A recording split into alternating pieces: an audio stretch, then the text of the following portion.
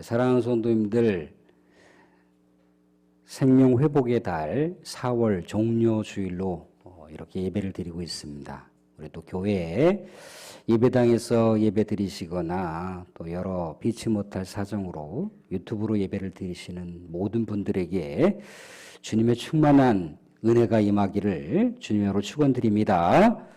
예, 옆에 계신 분들에게 이렇게 인사 나누기를 원합니다. 내 믿음과 이웃을 위해 애통해 하십시다. 내 믿음과 이웃을 위해 애통해 하십시다. 예, 사랑하는 성도, 오늘 그 말씀을 하기 전에 영상을 하나 보려고 합니다. 약간 조금 충격적일 수도 있기는 한데, 과거 이러한 애통과 이러한 고통이 있었다라고 하는 우리 믿음의 선진들에게 이런 주 예수 그리스도의 피 묻은 복음의 행전이 있었다라고 하는 것을 우리가 잠시 영상을 통해서 볼 수 있도록 하겠습니다. 증도섬에 문중경 전도사라고 하는 여자 첫 순교자에 대한 일대기인데, 짤막한 영상으로 같이 준비를 했으니까 살펴보실 수 있길 바랍니다. 예, 그 뒷이야기는 좀 길어서 제가 간략하게 생략을 하고 말씀을 드려야 될 것 같습니다. 예수님께서 종료 주일에 예루살렘을 올라가셨죠. 예루살렘에 왜 올라가신 겁니까? 예수님께서 십자가에서 못 박혀 죽으시려고 예루살렘 성을 가신 거예요. 근데 많은 사람들은 예수님이 예루살렘 성에 오실 때 종려나무 가지를 들고 환호를 하면서 외친 거죠. 이스라엘에 구원이 임했다라고 하면서 그렇게 예수님을 반긴 거예요. 근데 예수님 그 시대보다 조금 앞서서 유대의 마카비라고 하는 유명한 사람이 있어요. 위대한 독립투사라고 볼 수 있는 그런 사람인데, 그 사람이 예수님 시대에는 로마의 속국으로 있었잖아요. 그전에는 이스라엘이 그리스라고 하는, 지금 굉장히 미약한 나라이지만 예전에 그리스라고 하는, 알렉산더 대왕이 이끄는 그리스라고 하는 나라가 엄청난 제국이었습니다. 그 그리스의 속국으로 있었던 때가 있었어요. 그때 그리스하고 대항했던 위대한 독립투사가 있었으니 그 사람이 마카비입니다. 마카비. 전쟁에서 승리하고 이제 개선문을 통과할 때 많은 사람들이 종려나무 가지를 들고 그 마카비를 환영을 한 거예요. 이스라엘을 구원한 위대한 민족의 지도자다라고 하는 그런 내용으로 환호를 했다는 거죠. 그런 전 역사의 사례가 있었음으로 인해서 예수님께서 예루살렘을 올라오실 때 많은 사람들이 야, 이제야말로 이스라엘이 로마로부터 해방을 맞이할 수 있겠구나, 로마로부터 독립할 수 있겠구나라고 하는 그런 마음으로다가 예수 그리스도를 종려나무 가지를 들고 환호를 한 거예요.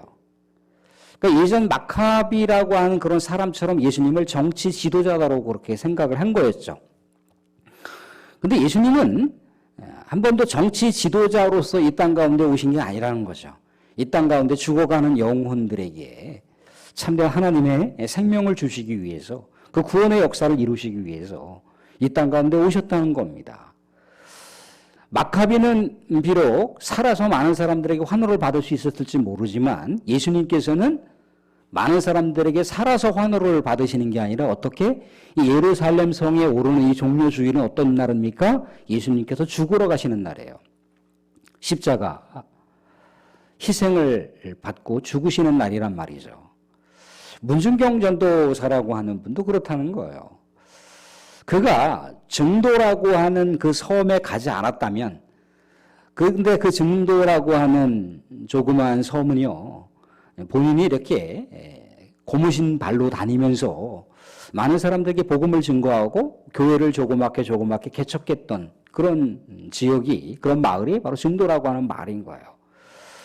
본인이 목포로 인민군에 의해서 끌려갔는데 목포는 이미 다 해방이 된 거예요. 인민군들이 다 떠나버렸다는 거죠. 그렇기 때문에 목포에서 이 문준경 전사가 처형당할 수 있었는데 목숨을 건진 거예요. 근데 이성복 목사라고 하는 분이 등장하고 있는데 이성복 목사는 문준경 전도사의 스승입니다. 스승이 문준경 전도사한테 증도라고 하는 곳에 가지 말라고 얘기하는 거예요. 조금 있으면 인민군이 다 철수하게 될 테니까 그때 가라고 얘기를 하더라는 거죠. 근데 문준경 전도사는 애통하는 마음으로다가 젊은 신자들이 있다는 거예요. 젊은 신자들이 그렇게 갑자기 인민군에 의해서 다 처형당할 것을 알고 애통하는 마음으로 증도를 찾은 겁니다. 근데 증도는 곧 문준경 전도사의 순교가 기다리고 있었죠. 죽창으로 찌르다가 그래도 안 죽으니까 총격을 가하는 그런 상황 가운데 문준경 전도사가 순교를 한 거예요. 결국 문준경 전도사는 증도로 간 것은 하나님께 자신의 목숨을 바치러 가는 그런 상황인 거죠. 그의 많은 후예들, 우리 한국교회의 초석을 마련했던 많은 믿음의 영적 거인들이 문준경 전도사의 제자들이 많이 있습니다. 문준경 전도사는 예수 그리스도께서 가셨던 애통의 길을 따라서 가셨던 거죠. 그의 제자들도 문준경 전도사가 가셨던 예수 그리스도의 애통의 길을 따르면서 이 세상 가운데 죽어가는 영혼들에게 복음을 증거하고 예수 그리스도의 십자가를 증언하면서 우리 하나님의 역사의 아름다운 주인공으로서 생을 마감하셨던 분들이 많이 계십니다. 사랑하는 성도님들, 애통이라고 하는 것은 이렇게 우리 하나님의 위대한 역사를 만들어갈 수 있는 우리 하나님의 거대한 역사의 흔적이라고 하는 것을 우리가 알 수가 있습니다. 우리는 이 세상 살아가면서 눈물을 흘리거나 애통하는 여러 가지 사례들이 있을 수 있죠. 은행으로부터 많은 대출을 얻고 또 아는 지인들을 통해서 많은 또 자금을 이렇게 운용하여서 장사를 해보겠다라고 가게를 구했습니다. 그런데 요즘처럼 코로나라고 하는 어려운 이 상황 가운데 장사가 잘 안 되는 거죠. 와야 할 손님들이 오지 못하게 되는 경우에 또 장사가 계속해서 매출이 올라야 되는데 매출이 좀 오르지 않은 것 때문에 은행에 갚아야 할 그 빚은 있고 또 아는 지인들에게 빌렸던 그 돈이 있고 또 가게세를 내야 될 그런 엄청난 여러 가지 세에 대한 부담 때문에 애통해할 수가 있습니다. 젊은 날에 열심히 뭔가 해보겠다라고 5시, 6시까지 일을 한 다음에 저녁에 대리운전을 또 통해서 이렇게 열심히 뛰었습니다. 최선을 다해서 살았어요. 그래서 이제 사랑하는 연인과 결혼하기 위해서 보금자리를 마련했습니다. 그런데 자꾸만 옆구리에 배가 아파오는 것 때문에 병원에 가서 진단을 해봤는데 불치병이라고 하는 이야기를 듣고 수술할 수 없는 상황 가운데 놓여지게 됐을 때 그 생명은 애통해할 수가 있습니다. 사랑하는 연인이 너무너무 사랑해서 이제 결혼을 했습니다. 남편은 남편대로 최선을 다해서 살았고 아내는 아내대로 또한 최선을 다해서 살았어요. 근데 이 가정 가운데 어려운 문제가 야기됐는데 이 어려운 문제들을 부부가 하나의 마음으로 풀어가지 못하고 어려운 시험 가운데 놓여지게 되다 보니까 남편은 아내에게 늘 언제나 심한 욕설과 구타를 가하는 거예요. 아내는 또 아내대로다가 계속해서 그런 남편을 원망하며 바가지 아닌 바가지를 긁어대는 거죠. 사내 못 사내나라고 하는 그런 부부의 그 삶 속에 끊임없는 애통해하는 그런 상황이 벌어질 수도 있습니다. 부모가 젊었을 때 온갖 희생을 하면서 자녀의 학업과 또 유학과 뒷바라지를 위해서 재산을 다 팔았습니다. 그런데 그런 자녀가 부모의 그 희생과 노고를 알아주지 않는 거예요. 너무나 마음이 아프죠. 애통해할 수가 있습니다. 우리의 삶의 상황은요, 늘 언제나 이런 애통하는 삶의 상황과 늘 언제나 대면하면서 살아가는 인생 여정이라는 겁니다. 근데 사랑하는 성도님들, 이런 여러 가지 애통해하고 눈물을 흘릴 수 있는 사례들이 하나님과 연결이 되지 않는다. 하나님으로부터 진정한 위로를 받지 못한다. 그러면 억울함과 원망과 불평과 자기 연민으로 끝날 수가 있다는 거예요. 우리가 일상생활 속에서 벌어지는 많은 눈물의 사연과 애통이 우리 하나님과 연결될 때 하나님으로부터 진정한 위로를 받을 수 있다는 겁니다. 또한 예수님께서 말씀하신 이 애통이 하나님과 연결됐을 때 복이 있는 애통이 될 수가 있다는 거예요. 하나님과 연결이 되지 않으면요, 세상에서 많은 사람들이 말로 위로할 수가 있어요. 아유, 안 됐어. 힘내. 그런데요, 그런 이야기를 통해서 물론 위로를 받고 힘을 얻을 수 있지만 과연 영적으로 얼만큼 우리가 그런 세상의 위로를 통해서 우리의 인생이 소송케 될 수가 있겠습니까? 목마른 갈증만이 계속해서 느껴질 수밖에 없다는 거예요. 그러니까 내가 위로를 받고 싶은데 이 위로가 채워지지 않으니까 이 사람 붙들고 얘기하고 있고 저 사람 붙들고 얘기하고 있고 제3자 붙들고 제4자 붙들고 얘기하고 제5자 붙들고 얘기하고 있는 거예요. 왜? 이게 뭔가 영적으로 해소가 돼야 돼요. 영적으로 해소가 안 되니까 그럴 수가 있다는 겁니다. 하나님께로부터 위로를 받게 됐을 때 그 위로는 마치 목마른 갈증에 우리 하나님이 영적인 생수를 받는 것과 같이 뭔가 회복이 채워지고 뭔가 그 안에 우리 하나님이 채워지기 때문에 다시 우리 인생을 소송시킬 수가 있다는 거예요. 사랑하는 성도들, 다윗이라고 하는 인물을 우리가 잠깐 생각해 볼게요. 다윗이요, 자신의 이 하나님을 향한 그 사랑과 하나님을 향한 그 간절한 갈급함이 자신의 욕망으로 인해서 다 상실해버리고 말았다는 겁니다. 육신의 정욕으로 인해서 우리 하나님을 망각했어요. 하나님을 망각하는 순간 죄가 죄인지도 모르는 거죠. 그래서 충복의 아내를 간통할 뿐더러 충복을 어떻게 했던가요? 충복을 살인 교사를 명했다는 거예요. 자신의 손으로 피를 묻히기 싫으니까 전쟁터의 최전선에 배치하여 충복을 죽겠다는 거죠. 완전 범죄를 만들려고 했다는 겁니다. 그런데요, 그의 마음속에는 여전히 죄 때문에 대한 불안함이 있었다는 거죠.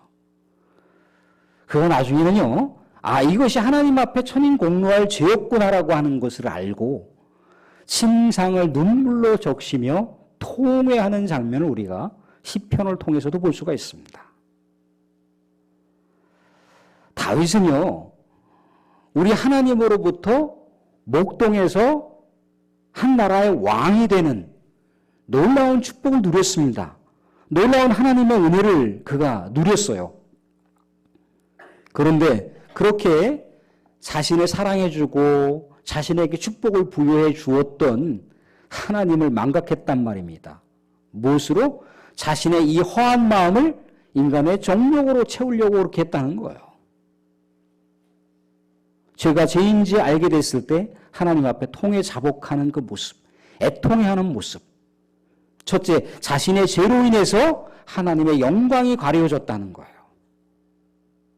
자신의 죄로 인해서 하나님의 이름이 명예를 실추했다는 거예요. 다윗은 오직 하나님의 이름의 명예를 위해서, 하나님의 영광을 위해서 살았던 사람이잖아요. 그죠? 이게 목동이었던 다윗이 그 엄청난 육척 거구에 골리앗이라고 하는 용사를 어떻게 그가 대항할 수 있었겠습니까? 자신의 인간적인 객기로다가 열정으로 달려들었던가요? 아니죠.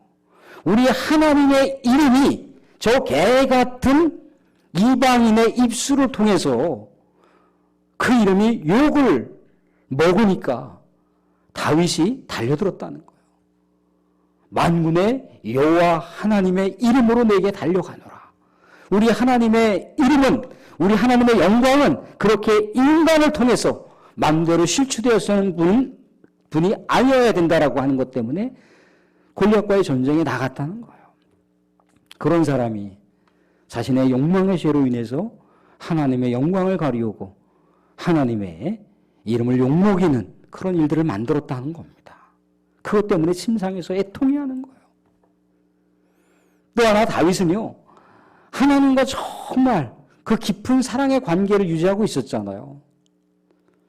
가족으로부터 이등받지 못했고 아버지 어머니로부터 사랑받지 못했던 마치 천덕꾸러기처럼 그의 인생을 그렇게 변두리처럼 살아갈 수밖에 없었던 그런 아픔과 고통이 있었지만, 그런 애통이 있었지만 늘 언제나 하나님께 찬양하고 하나님께 기도하면서 자신의 이 허한 마음을 하나님으로 채웠다는 거예요. 하나님이 그리워서, 하나님이 보고 싶어서 늘 언제나 찬양으로 하나님께 나아갔던 다윗이잖아요. 그럴 때마다 하나님이 다윗을 위로해주고 다윗에게 새 힘을 주고 다윗과 끊임없는 사랑의 관계를 만들어 갔던 것을 다윗은 알고 있어요. 그런데 그가 욕망에 사로잡혀 죄를 짓게 되는 순간 하나님으로부터 멀어져 가고 있다는 것을 알았다는 겁니다. 하나님과 관계가 단절되고 있었다라고 하는 걸 알았다는 거예요. 온 세상에 천군만마를 얻는다 할지라도 하나님이 아니면 안 되는 인생이 다윗이었잖아요. 그런데 그가 하나님께로부터 버림받는다라고 하는 것이 무엇인지를 알았어요. 앞선 전 왕이었던 사울 왕이 그랬잖아요. 하나님께 사랑을 받아서 왕이 되었단 말이죠. 그런데 하나님과 관계가 끊어지자 그가 갖고 있었던 모든 것들은 무가치한 것으로, 쓸모없는 것으로 그렇게 판명이 났잖아요. 하나님께 버림받는다라고 하는 것은요, 세상의 모든 것을 다 잃는 것보다 더 큰 거라는 것을 다윗은 알았다는 거예요. 그래서 침상에서 눈물을 흘리면서 애통해하며 하나님을 찾는 거예요. 주의 성령이여 성령이여 나를 보지 말아 주십시오. 주의 성신이여 성신이여 나를 떠나지 말아 주십시오. 주의 성신이라고 하는 것은 하나님을 얘기하는 거죠. 하나님, 내가 우리 하나님으로부터 버림받고 싶지 않습니다.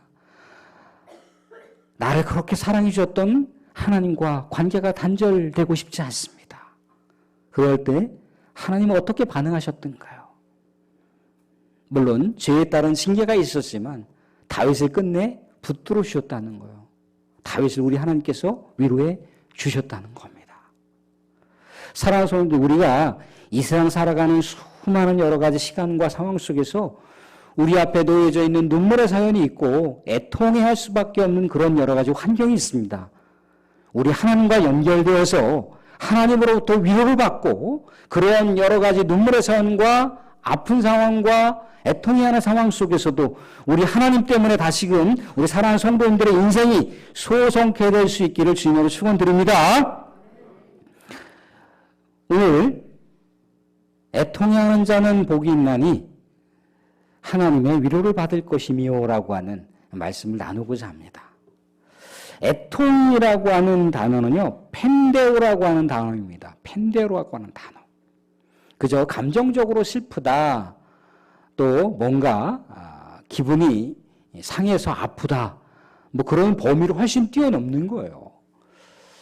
그래서 어떤 의미로 이렇게 우리가 일상생활 속에서 어떤 의미로 접근하고 있느냐면, 사랑하는 가족 중에 누군가가 운명을 달리하여 그 사랑하는 가족들과 사별을 했을 때 아파하는 것, 고통스러워하는 것, 그것을 펜데오라고 얘기를 합니다.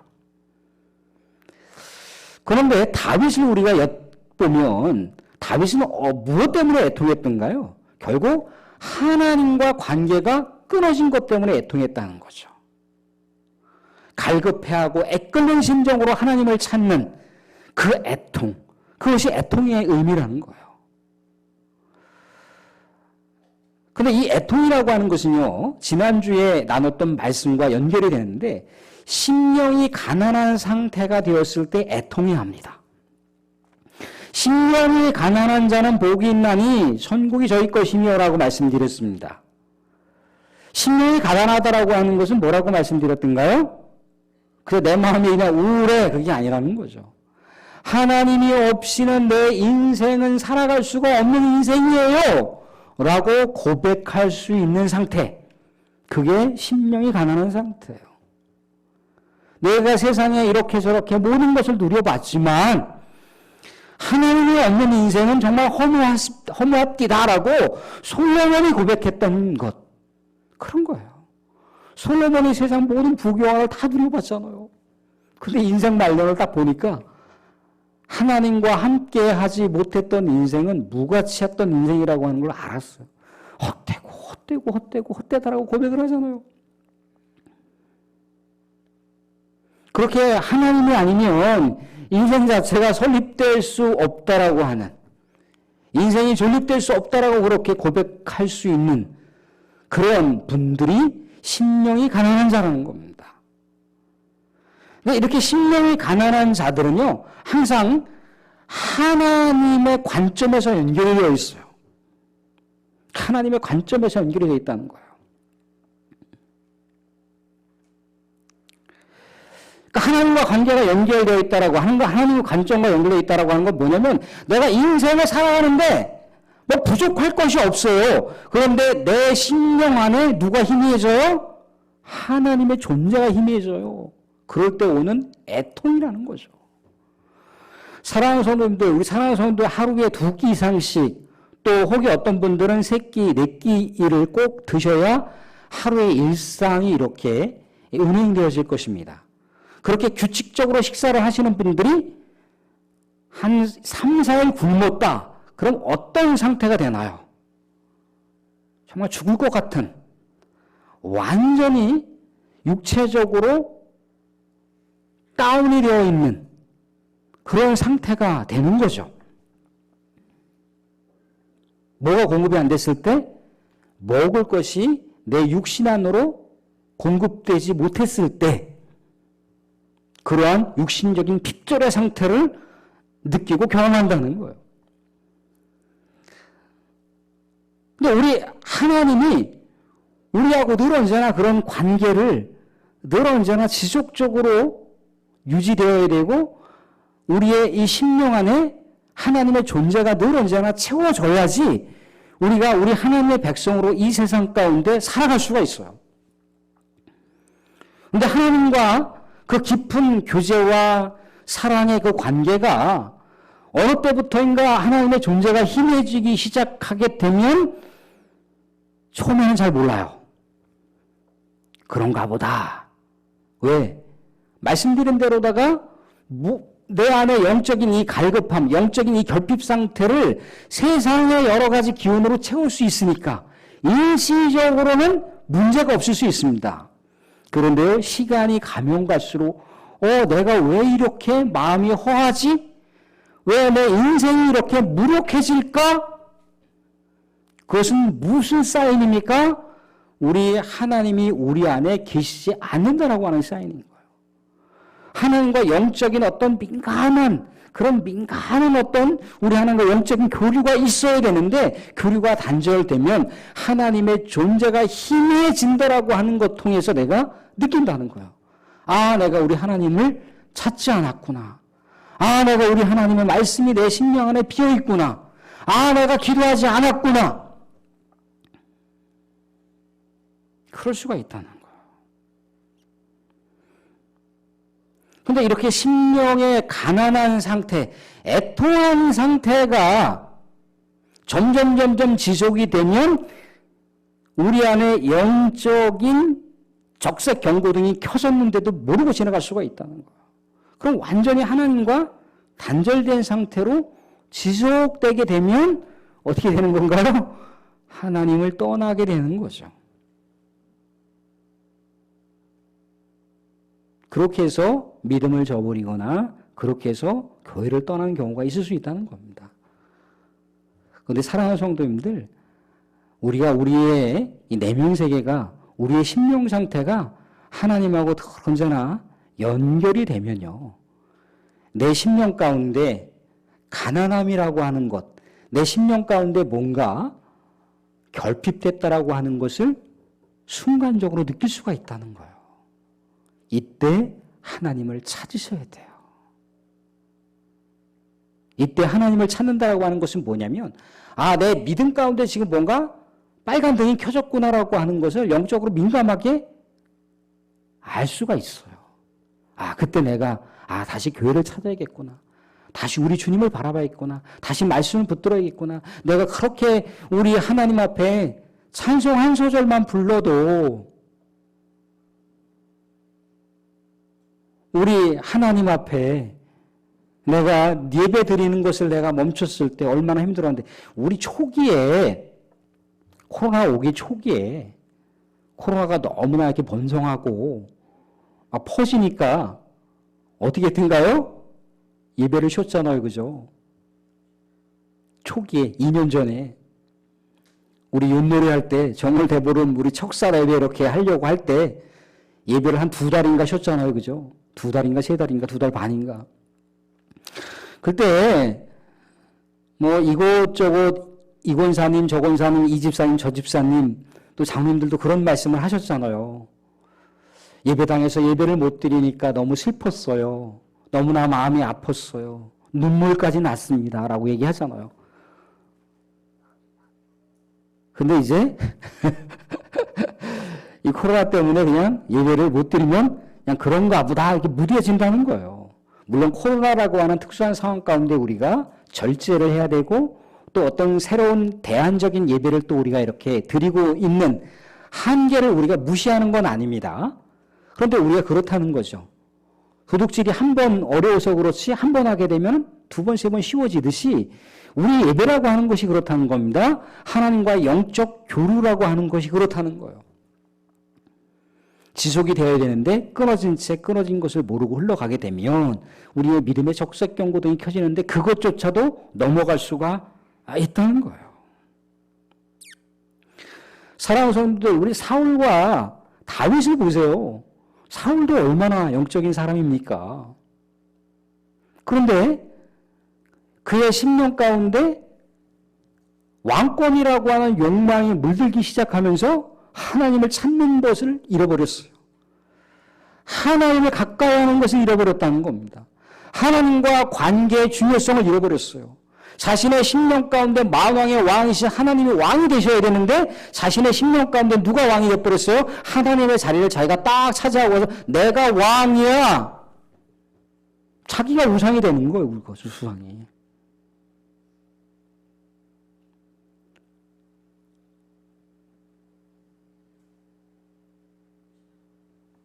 그런데 다윗이라고 하는 사람을 생각해 보세요. 다윗도 사울의 전철을 밟기 시작했다는 거예요. 자신의 욕망이라고 하는 그 이욕 가운데 사로잡혀 하나님이 만왕의 왕이신 하나님이 다윗의 왕이어야 되잖아요. 하나님의 신탁을 받아서 국정을 운영해야 되는 것이 당시 법정적인 왕의 신분이라는 겁니다. 그런데 다윗도 사울의 전철을 밟으면서 만왕의 왕이신 하나님의 왕이 아니라 누가 왕이 되어버렸어요? 자기가 왕이 되어버렸어요.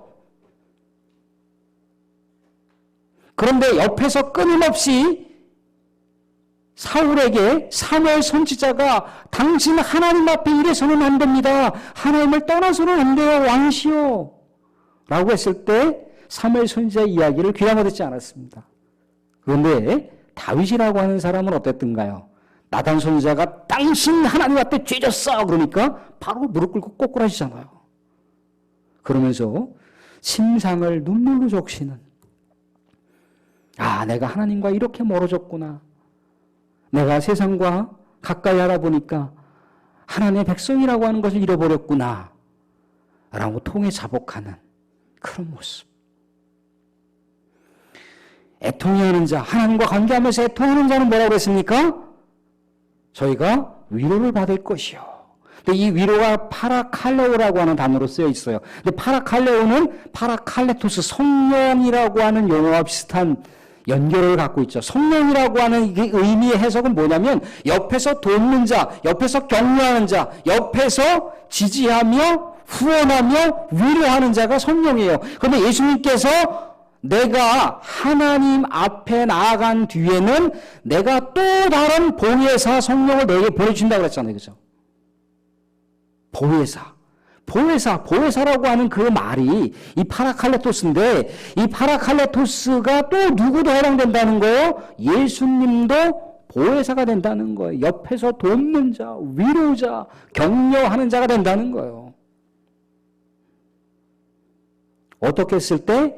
하나님과 관계된 것에 대해서 내가 하나님과 멀어져 가고 있습니다. 하나님, 내 믿음을 다시 회복시켜 주십시오. 내 안에 하나님이 들어와 주십시오. 다시 우리 하나님의 영광을 위해서 나가게 해 주십시오. 내가 받은 은혜, 내가 받은 사랑이 정말 내 인생의 이력보다 훨씬 더 풍성하게 주셨는데 그것을 내가 망각하고 살았으니 다시 회복시켜 주십시오라고 애통하면서 하나님을 찾게 됐을 때 예수님께서 또 성령님께서 성부 하나님께서 위로해 주신다 말씀하고 있습니다.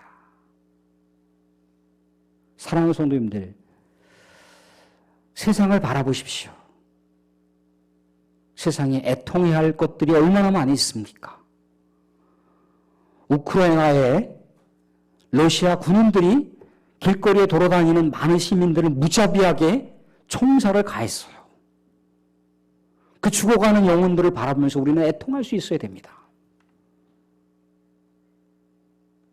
지금도 여전히 전쟁의 상황이죠. 전쟁이 언제 끝날지 모르는 그 상황 가운데 우리는 저 땅 가운데 우리 하나님의 평화가 임하기를 우리가 애통해야 된다는 거예요.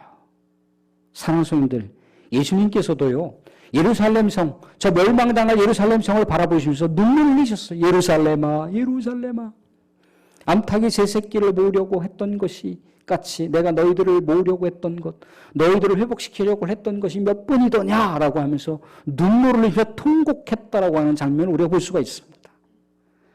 예수님께서 우리가 살아가는 시대를 바라보실 때 얼마나 애통해 하실까요? 얼마나 눈물을 흘리실까요? 아까 문준경 전사가 증도라고 하는 그 지역을 가신 것은 그 영혼들에 대한 애통함 때문에 가셨다는 거예요. 사랑하는 성도들, 우리의 믿음을 보세요. 우리의 믿음이 과연 얼마만큼 우리 하나님 앞에 우리가 나아가고 있는가? 우리의 믿음을 점검하실 때 우리는 애통할 수밖에 없습니다. 사랑하는 우리의 자녀들, 세상 가운데 치우쳐 있는 우리의 자녀들, 우리가 바라면서 애통해할 수밖에 없다는 거예요. 또한 우리는 그렇게 믿음을 지키면서 또 믿음을 유지하면서 우리가 죽어도 우리는 우리 하나님으로부터 구원받지만 여전히 복음을 들으면서도 외면하는 죽어가는 저 영혼들을 우리가 바라볼 때 예수님은 과연 어떻게 그 영혼들을 바라보시겠습니까? 애통함으로 바라보셨다고 말씀드렸잖아요. 우리도 애통해할 수밖에 없다는 거예요. 사랑하는 성도님들, 애통해하게 됐을 때 하나님의 위로가 있을 것이지만 그 위로는 단순하게 위로를 받는 것이 아니라 하나님의 나라와 하나님의 역사를 만들어가는 애통이 될 수가 있다는 겁니다. 사랑하는 성도들, 우리가 이 종료주일 또한 이 고난주간을 보내면서 세상 가운데 내 믿음과 내 죄와 또한 세상 가운데 내 사랑하는 가족들, 구원받지 못한 그 가족들을 바라보면서 또한 세상 가운데 믿음을 잃어버린 우리의 사랑하는 믿음의 동지들을 바라보면서 애통해 하시는 가운데 우리 하나님의 위로를 받으시고 하나님의 역사를 만들어 가시는 은혜가 저희 여러분 가운데 있어지기를 주님으로 축원드립니다.